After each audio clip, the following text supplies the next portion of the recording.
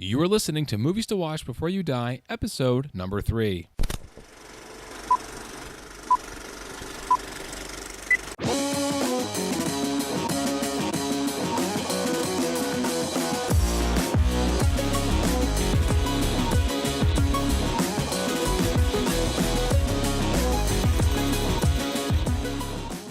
Hello, everybody, and welcome to Movies to Watch Before You Die, the weekly podcast that breaks down the most important movies ever made that will change the way you think, the way you feel, and hopefully the way you live your life.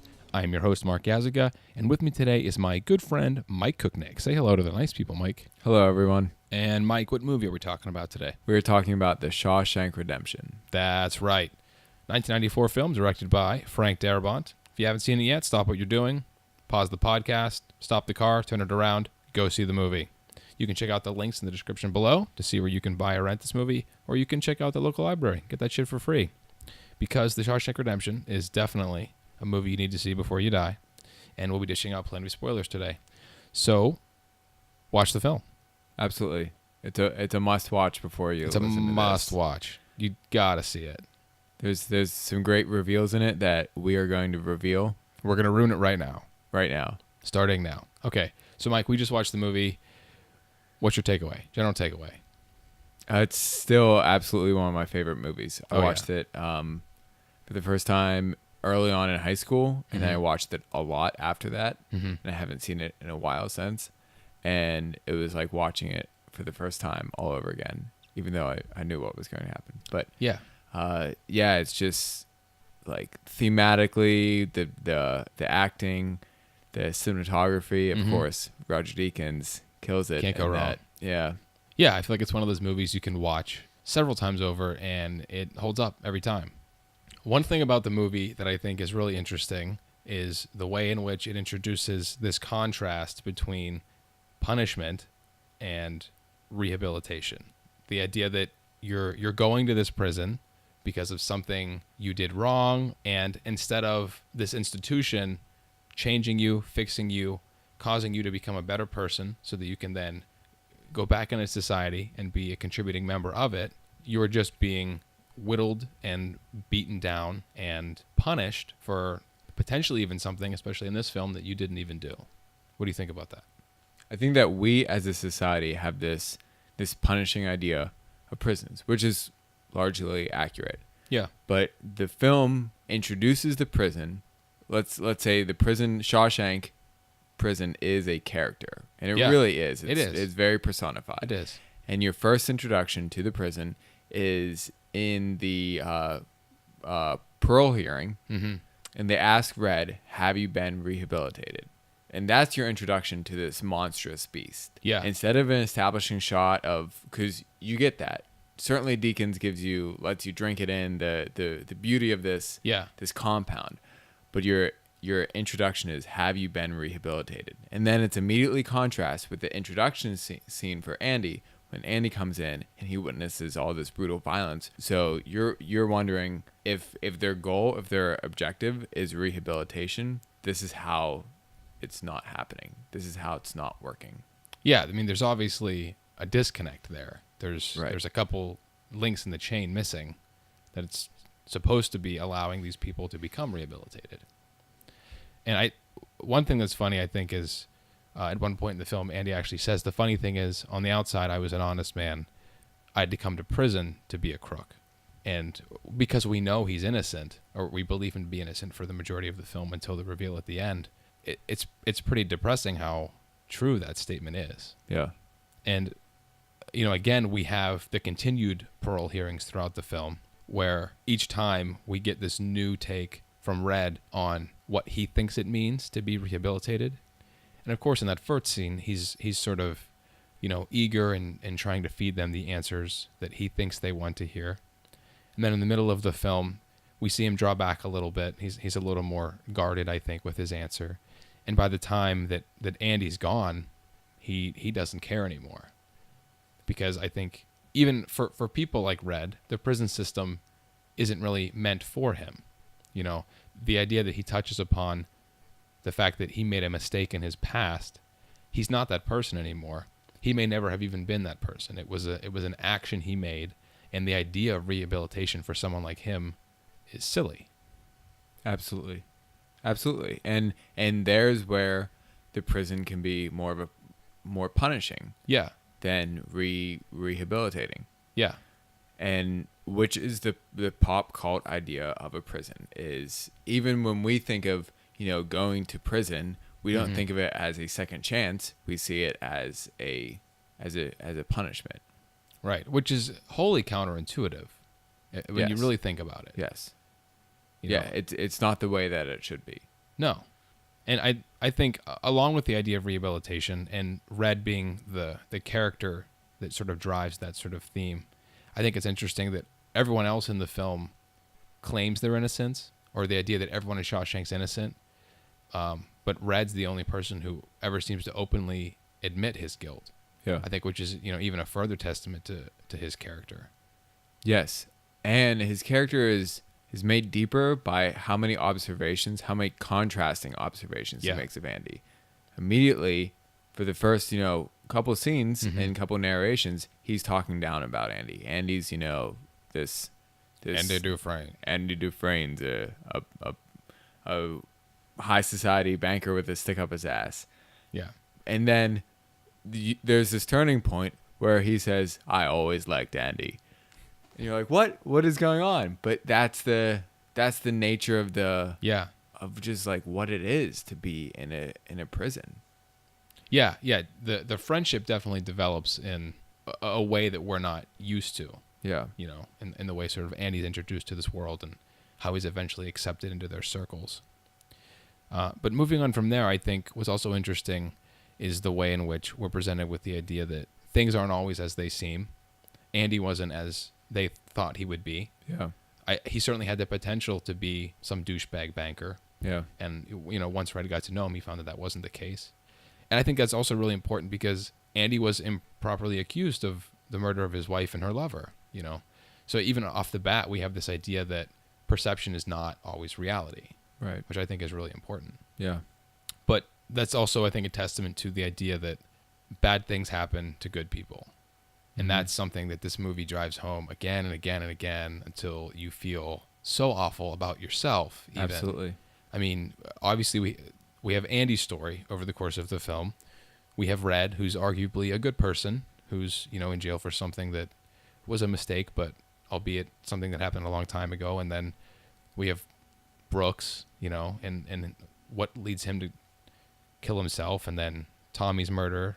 We have the fat guy in the beginning, Yeah. all of these just sort of awful things happening to arguably good people, Yeah. and it sort of causes you, I think, to question what the presence of justice is, not just in the film, but in real life. And, does justice exist? What do you think?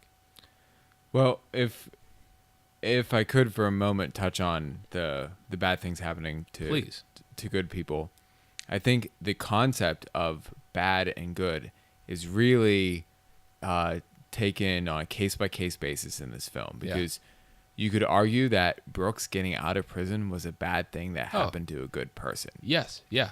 And if you were to just tell somebody about this movie, hey, this older gentleman, he gets out of prison after 50 years, people are going to say, oh, well, that's great. Yeah. But you got to watch the movie, and it's on a case-by-case. So I guess connecting it, or trying to connect it back to your question of the justice system, I think that sort of the blanket justice doesn't fit, because we see on a case-by-case how different people are on different levels of innocence and guilt and remorse and total just conviction, and their punishments, what is punishing to them is different on different levels, and what is good to them and what is bad to them is, so you can't serve justice in this system. You can't, because justice has a different meaning, and there's a different thing to justify actions in different situations. Yeah, I mean, it's definitely not a one-size-fits-all. You definitely have to have some matter of perspective when looking at each person. But, I mean, obviously, the fact that so much awfulness happens in this movie to all of these people that we really come to like, the characters are really strong in this film. Yeah. And I think it is exemplified really well when Andy says at one point, bad luck. It floats around. It's got to land on somebody. It was my turn. That's all. I was in the path of the tornado.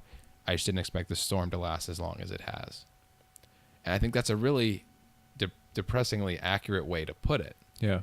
Because, I mean, it's a testament to his strength of how resilient and how strong he is throughout the film, how he just sort of takes these punches both literally and metaphorically throughout the film. But really just, the idea of it just being bad luck. Yes, absolutely. And especially to somebody who was on the edge as close as you can get to making a bad choice. Mm-hmm. And for it to not be bad luck. Yeah. But he backed out. He bailed. Mm-hmm. He didn't even go into the guy's house. Yeah. And, if I were Andy, I would feel extra bad because of that. Like, yes, I almost killed him, but I didn't. I chose not to because I knew that it was wrong. Right. Which really drives home the point that it really was bad luck. Yeah. They didn't find the gun. Right. But I guess back to the idea of justice, I think we can obviously say that justice may or may not have been served for Andy or Red or, depending on their circumstances. You can look at it both ways, I think. But I think it's at least important that we eventually see Boggs, the rapist. He eventually gets what's coming to him. Sergeant Hadley ends up getting arrested, and, the warden kills himself. So I think in some sense you could say that justice was eventually served. I guess maybe it just takes a roundabout path to get where it needs to be. Yeah. Yeah, and I think that justice was served for most of the characters, and it was served on its own level, the way that it needed to be for each. It was sort of poetic for everyone. Yeah, I think by the end of the film, we're sort of on an even keel. And, we might have had to go through 20 years of awfulness, but eventually everything seems to have worked out. Yeah. More or less. So while we're on the topic of the warden, why don't we delve into really his character and the sort of contrasts that exist within what he says and what he does. Because he's really the antagonist of the film, I think. He's the representation of Shawshank. Yeah. So, I mean, first and foremost, the idea that he's a devout Christian is brutally ironic. Yeah. Off the bat. Yeah. Because of how abrasive and, corrupt he is. At the beginning, he says, when everyone gets there, he says, "Put your trust in the Lord. Your ass belongs to me." That's not something you typically hear a Christian say. No, and that's totally counter Christian philosophy, completely backwards. I think the idea that everyone's coming to this prison, that each person gets a Bible, that was made pretty prominent in the film. Yeah, and the idea that you're coming to prison to be rehabilitated, and that in this Bible you will find your salvation. And obviously, Shawshank is not a bastion of. It has no redemptive qualities, and we learn it's not a place of salvation. I think an interesting scene is when the warden ends up tossing Andy's cell, and he sees Andy with the Bible, and they start exchanging verses, and Andy quotes Mark 13:35, "Watch ye therefore, for ye know not when the master of the house cometh." And I thought that was kind of funny because it's sort of a double entendre in that Andy's just sort of saying that he himself needs to be careful because he doesn't know when this jackass is going to come into his cell and find that hole in the wall 2 feet away. But it's also kind of ironic because it's some foreshadowing, I think, to the warden's own corruption, and that we don't know when he's going to get what's coming to him. Right. What do you think about that? Yeah, and I think that I'd like to take it even further in saying that Andy ended up running the place. Yeah. He was the master of it. That's true, too. And in him running the place, he let all the people have it. Yeah. He let the warden have it. He let the captain have it, and yeah, they all got it. So it was forewarning in that sense as well. Yeah. And then the verse that the warden throws back at him, while not as powerful or cunning in context, was John 8:12. "I am the light of the world. He that followeth me shall not walk in darkness, but shall have the light of life." And I think that was the warden's attempt to just sort of say, okay, easy, buddy. I'm in charge here.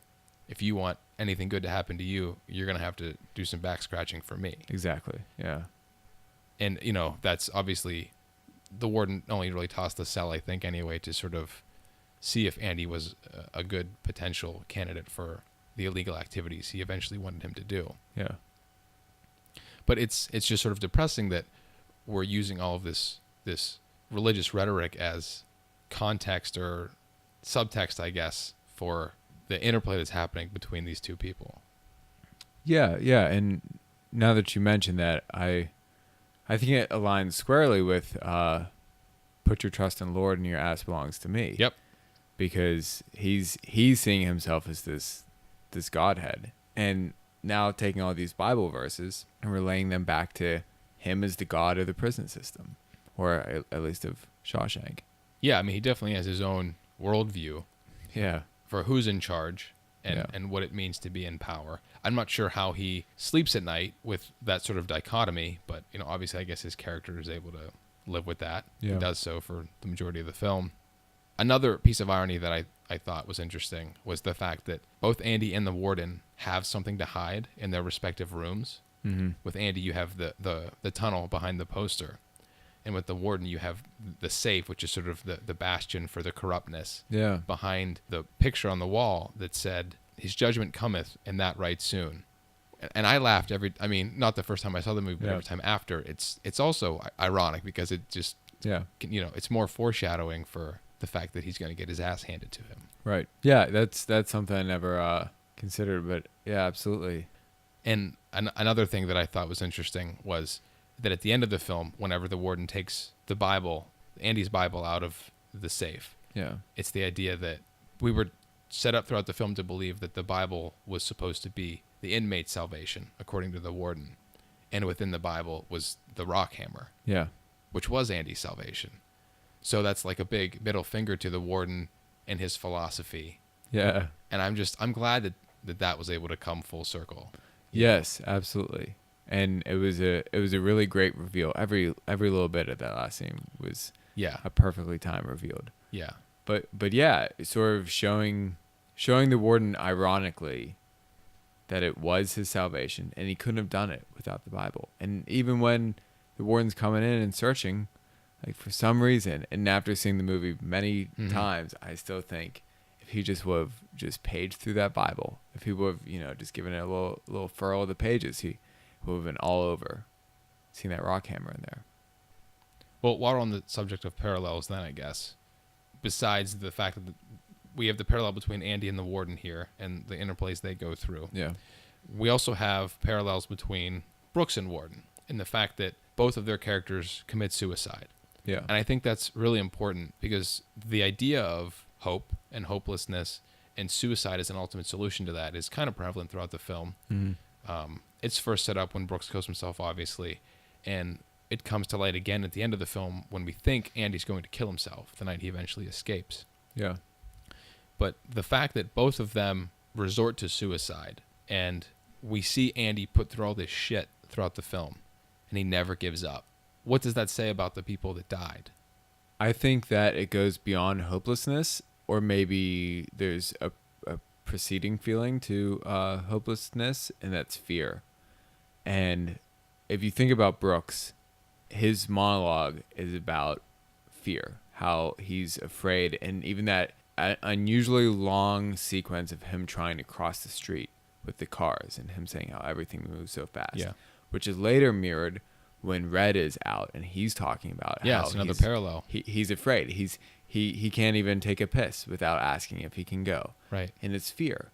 So at the same time, the Warden is feeling fear because first he takes out the gun to shoot the cops coming in to get him, which alone is like, if you're going to shoot somebody who's coming in to get you, that's straight up fear. Right. But it goes deeper into, like you said, hopelessness, and he kills himself. Now, Andy's character, he was never afraid. The whole movie, he showed fearlessness. He wrote all those letters. He asked the Warden for money. Mm-hmm. He did all these things. He even chiseled a hole in the wall and didn't even flinch when the Warden picked up the Bible with the rock hammer. So it showed that he didn't have fear. Therefore, he never lost hope. Yeah. So what does that say about the characters then, I think, of Brooks or the Warden? Is the fact that they did eventually off themselves, is that significant, or does that make them any lesser than Andy? No, I don't think that it makes them any lesser Because I think Red is also set up with the opportunity to kill himself. Mm-hmm. And I think it's the idea that he has Andy. He made a promise to a friend that is ultimately what allows him to continue to live. Right. Right. Which is hope again. Right. You know, showing hope that there's something more out there. But I think that the fear and the hopelessness is a side effect of the system that they were in and the system that they allowed themselves to be a part of. Andy never let himself be a part of it. He made the world that he was in fit to his liking. Where Brooks, he was sort of minding his own time, and you know, he may have had all the resources and all the opportunities in a way that Andy had, but was allowing it to become a part of him. Right. And even when he's holding the knife up to one of the prisoners at the end, he was allowing. At that point, the prison had become so much a part of him. Right. I think the Warden is the same way. That, and when that's all gone, there's fear, and I think that's the difference between the types of characters, is them allowing either the circumstance that they're in to affect them and change them, or allowing them to change the circumstance. So it's not so much the people, but the institution they were a part of and the way in which they allowed it to get the best of them. Yeah, I think it has everything to do with the reaction of the characters to the situation. That makes sense. And then so the fact that Andy is so resilient, the fact that he's able to not allow Shawshank to get to him, I think is an even further testament then to his character. Yeah. It's not that anyone else is particularly weak or lacking in some areas. I think it's more that just he is so strong and so resilient. Yeah. Which we should have picked up on as an audience, because it was made evident in the first scene. It is. In him walking away, he could have done something terrible, but he didn't. He was strong and he's resilient, and he didn't let he didn't let fear take over. Yeah.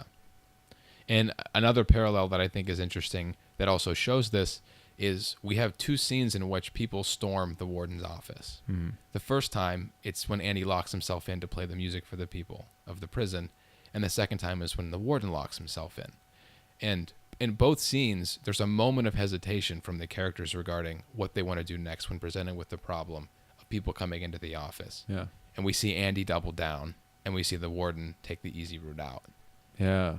And if that dichotomy doesn't properly explain what concept we've just discussed, then maybe you need to watch an easier movie. And I think another big takeaway from that idea is that these familiar circumstances, because we're presented with these similar things throughout the film, it doesn't always correlate to familiar outcomes. And again, it's the idea that appearances aren't everything. Yeah. I think, which is really, really prominent in Andy's character. But let's go back to Brooks and talking about the way he was institutionalized, because I love the idea that he's introduced in the beginning of the film, and we don't see him much after that. And then he sort of has his own little scene structure in the middle of the film that really just allows us to see what it means to be institutionalized, and how much of an effect being in a prison for 50 years has on a person. It's scary the way you get used to things and the way you come to depend on things. And what's really interesting is the way you adapt to your surroundings. So Andy obviously was able to come into Shawshank, and pretty quickly he pretty much made it his bitch. Yeah. What does it say about the fact that by the time Brooks or Red get out of prison, they are now unable to adapt? Is it a matter of age? Is it something that happened within Shawshank? Or is this, again, something about their character? I think, again, it's their character allowing Shawshank to change them, to affect them. They become dependent on Shawshank as a system, as a way of life, whereas Andy doesn't. And there might be a moment early on where Andy, well, no, I'm disagreeing with myself now. I take that back. Because he never does let Shawshank become a part of him, and that's made evident when he's fighting off the rapists. And I think at one point Red says something about how they kept coming at him, but he kept fighting, and sometimes he got away, sometimes he didn't. Yeah. And yeah, it's just a great illustration of his character, how he kept fighting the world that he was in, Meanwhile, Red and Brooks, they were not successful on the outside because they didn't let themselves be, or they forgot that there was an outside. They allowed themselves to forget that there was an outside. They totally gave up hope of getting out. Yeah, that's good. So that when they did reach there, they didn't know what to do, and they lost all hope because they never kept it in the first place. And Red and Andy talk about that in the yard. Because they have that argument about hope. Get busy living or get busy dying. Exactly. So again, I guess this is just another matter of allowing the institution to get to you. Yeah. And becoming one with it, identifying with the institution over something in the real world. And I think that's really important because Andy, again, as we said, has always held on to something outside of Shawshank. And we talked about his persistence a little bit before, and really just the way at which he keeps coming back at things throughout the film. He digs this tunnel with this little ass hammer. Yeah. Over how many years? Not even 2 decades. He continually writes all the letters. He continually fights off the sisters, the rapists. He eventually crawls through a literal river of shit. Yeah. Also that he can keep some semblance of what it means to be Andy Dufresne and remember, the world on the outside.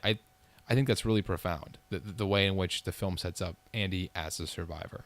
Yeah. Persistence. Persistence is a great theme for it.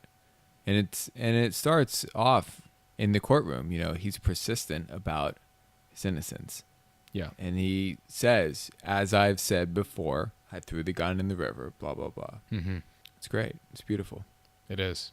And I think along with that metaphor is this theme we have of time. And I think it's best exemplified through the inclusion of geology, rocks in the movie. Yeah. I think Red says at one point in the film, geology is the study of pressure and time. Yeah. And obviously we see Andy carve these rocks throughout the film. We see him make these little chess pieces, and he literally carves a tunnel through his wall, which is even more interesting. But I also look at Andy himself as, a rock. He's this sort of strong, sturdy character. To say that Shawshank doesn't help mold him or help carve him, I think would be false. He's definitely affected by the prison, and I think he's definitely a changed person coming out the end of that pipe. Yeah. But I think he allowed himself to be carved and not to be cracked, not to be crumbled. And so I think when he comes out the other end, he's hardened. Yeah. He's chiseled, and I think he's arguably a better person because of it. Absolutely. I think that's really profound. Yeah. Yeah, absolutely. And at the same time, he's chiseling away at Shawshank. Yeah, he helps to break down the system. Right. Not only physically, but he's carving away at the little aspects that he can get to so that he can make it work for him. Mm-hmm. Literally work for him. Yeah. So that when he's done and he's ready to play chess out in the real world, mm-hmm. he's got all of his pieces. Yeah. And he really was the ultimate chess master. Yeah. Which is another sort of underwhelming motif in the film, the idea of chess. Yeah. But it's interesting to see that Andy was several steps ahead of the Warden all along. Yeah. But if I can just Please. bring this up, they never play chess. No. In the movie. Even after the chess set, you get a shot of the finished chess set, then maybe a couple minutes later you see them playing checkers in the yard. That's interesting. What do you think it means? I'm not sure. I was thinking about that all day today, and I'm not sure. Red at one point says that chess is too confusing, or he doesn't know how to play, something to that extent. Yeah. But it's an offhand comment, and it isn't readdressed by Andy afterwards. Doesn't Andy introduce chess? He says chess. Now, there's a game of real men? Yes. What's the line? He said, I'm not sure what the line is, but Yeah. he says something to that extent whenever he talks about creating... No, that he says that whenever they're playing checkers. Right. The first time, yeah. Yeah. And because that's when he asked for the rock hammer. Right. I think it's interesting, and I almost want to say that it's the story trying to put some distance in between Andy and everyone else, showing that Andy is not the same, as we've established in our conversation. Andy's not the same as everyone else. So he brings up chess. And then you think, well, I thought there's probably just a chessboard somewhere that they just didn't take out to the yard. Yeah. But they both make it really obvious that there isn't chess. Because you never see them play chess, and I wonder if anyone there knew how to play chess, because Andy was on this different level, not only intellectually but as a character. He was on this different level than everyone else, but at the same time still respected everyone else, and maybe that's why they kept playing checkers, to show that level of respect that Andy may have been all the way up here, but he was still working with and being friends with the checkers folks. Yeah, and it's also a novel idea that Shawshank doesn't own a chessboard or chess pieces. Andy has to make them himself. Yeah. Which is, I think, both a testament to the idea that Shawshank is made up of these lesser people, we'll say. Yeah.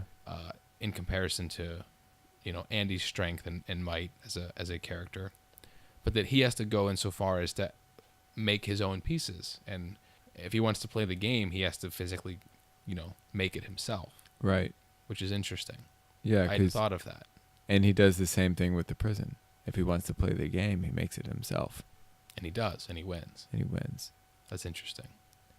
Why didn't he just ask to get let out? No, for a chessboard, for a chess set. Instead, he asked for a rock hammer. I think it was a greater metaphor. I do think he had a genuine interest in geology. Absolutely. And that the creation of the chess pieces at that point, I don't think he was aware of the metaphor.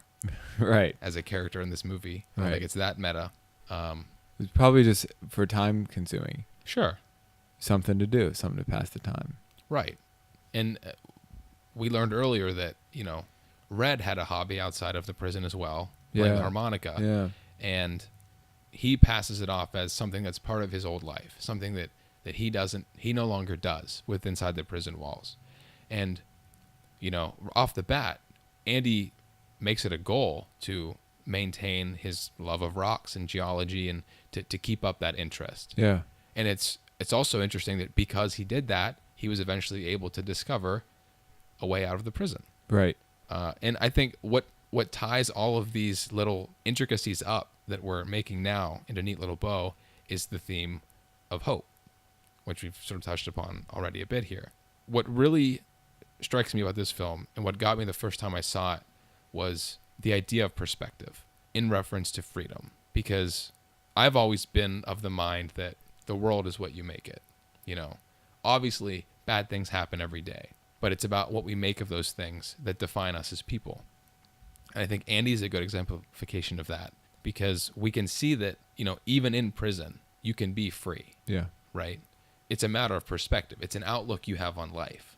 And I think because Andy is able to see that, he's able to hold on to his hope. He's able to eventually break out of Shawshank. What do you think? I agree. I think that he had to mentally break out of Shawshank first. Yeah, and I think he did that very quickly. Very quickly. Once he saw his opportunities, and once he proved that he could, he didn't need to become a side effect of right. the world. I think the film also depicts the antithesis of that, which is that people can be unfree in freedom as well. So it has nothing to do with your surroundings or your environment, but it's about you yourself. And I think that's a perfect exemplification of the idea of existentialism in the philosophical realm, and that you have to derive your own self-worth and self-purpose from within you, that nothing extraneous to your consciousness is going to allow you to find freedom or happiness or insert the blank for whatever you're looking for. Yeah. That's really important, I think. Yeah, absolutely. Freedom is almost a choice. Yes. It's a discovery process. Then it's a choice to accept it or deny it. But as we've discussed, freedom means something different to different people. Absolutely. And I think in the end, every character, or at least the main ones, they were always looking for freedom. For Brooks, freedom was getting back into prison, but he couldn't. So he sought freedom another way. And I think that Red always wanted to get out of prison. He saw that as freedom. But really, he wanted camaraderie. He wanted friendship. He wanted a sense of belonging. Mm-hmm. which Shawshank supplied for him in small doses. And really not even until he met Andy. Right. Yeah, he was just biding his time. And Andy supplied a freedom for him, not only within Shawshank, but in the intermittent time when Andy wasn't there. It was Andy's absence that opened a door for freedom for Red when he needed it. When justice had been served for Red in his own life, he had achieved the next level of his freedom and got out and went to Mexico. Yeah. Free and clear. Free and clear. And I think it all goes back to hope. Throughout the film, Red was the largest advocate against hope. Absolutely. The scene in the cafeteria after Andy plays all the music for the people of the prison, and everyone's impressed by the fact that Andy's still able to latch on to something from the outside world. Yeah. And Red shuts it down as if it's this dangerous thing. Yeah. He tells Andy, hope can drive a man insane. Mm-hmm. In some respect, as a viewer, I can argue with Red there. I think in some respects, hope can be dangerous. Yeah. Having faith in something that you might not understand or may never come to fruition in reality. But at the same time, what else is there? Right. Which I think was Andy's biggest point that he was trying to make. There's nothing. If Andy had nothing else, he had hope. Right. So then, I think we've talked about a lot of the major themes of the film. Yeah. Let's go back to the one we started with, Okay. which is that of redemption. What is the Shawshank Redemption?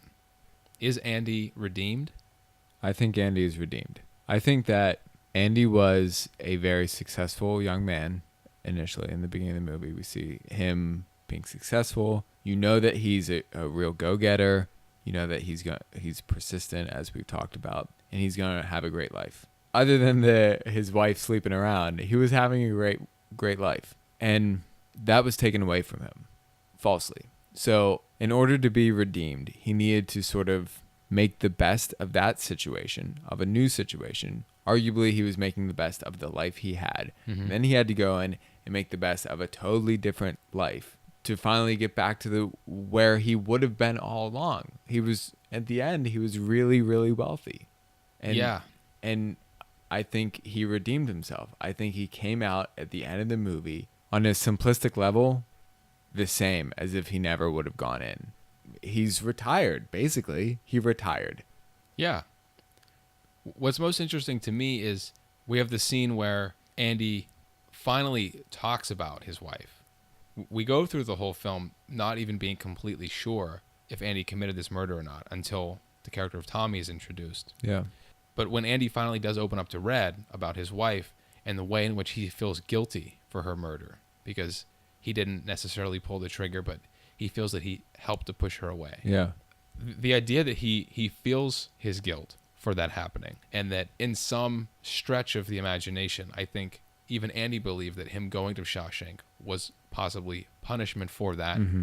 or that justice needed to be served for that. Yeah. He definitely comes to terms with it, because he later says, whatever mistakes I've made, I've paid for them and then some. And he certainly did in Shawshank. Right. And the idea that he was able to literally create a new identity for himself and come out a changed man and enter into this new life a better and changed person. And of course, it's awful that his wife had to die and that he had to endure 20 years of hell. But I think in the long run, it made him a better person. Yeah. And I think him feeling guilty about all of that when he's having that conversation with Red, they say something along the lines of, or Andy asks generally if that makes him a bad man for pushing her away. And Red says, no, I don't think it makes you a bad man. It might make you a bad husband. But I'm thinking now that it's interesting that he felt all this guilt for pushing her away, and arguably his best friend he pushed away. Now he's got Red. Red is now his best friend, closest companion, and he doesn't push Red away. Even when there is minimal hope of them being together on the outside, if Red gets out and Red chooses to, there's a guarantee of him being together, of not pushing away that friend. So in that sense, he redeems his guilt for being a bad companion and being the best companion, being so dedicated Yeah. to Red that it's it's love, really, It is. in a sense. It is. In a non-homophobic way, the one of the major themes of the film is definitely love Yeah. and the way it fosters between Andy and Red. Yeah. Absolutely. So the last thing I think we have that we didn't talk about, and I think probably the most important thing that I take away from this film, is the quote, "Get busy living or get busy dying." Yeah. What does that mean? So much.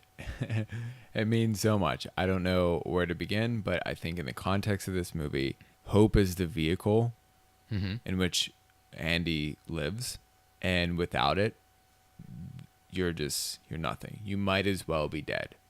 Sure. And I think that was seen very literally with a lot of the characters. Certainly Brooks was without hope, so he got busy dying. Yeah. And it was making the most of the situations that you're in, not letting the situations make the most of you. Yeah. And it's an interesting concept to think about, because if you're not going to live your life, if you're not going to take advantage of the real or even perceived freedom you have, then what's the point of being alive? What does your life mean at that point? And that was something that all the characters struggled with. They were looking for redemption to give their life meaning. They were. The Shawshank Redemption. The Shawshank Redemption. Damn, what a movie. Okay. I think we covered most of the themes pretty well. Yeah. So why is The Shawshank Redemption a film you need to see before you die? The reason why you should watch Shawshank Redemption before you die is because it will change your perspective on how you approach Perspective itself. Yes, which is wild. That is a very difficult thing to do in however long that movie is. What, like 2.5 hours? Yeah. Things can always get better, but they can certainly always get worse. And even when you're dealt a bad hand, you can still make the most of it. You can. It's great. Okay, guys. I think that's it for this episode of Movies to Watch Before You Die podcast. Thank you for tuning in, everybody. I hope you enjoyed watching the film again, or for your first time. It's really a great one. Thanks for joining me, Mike.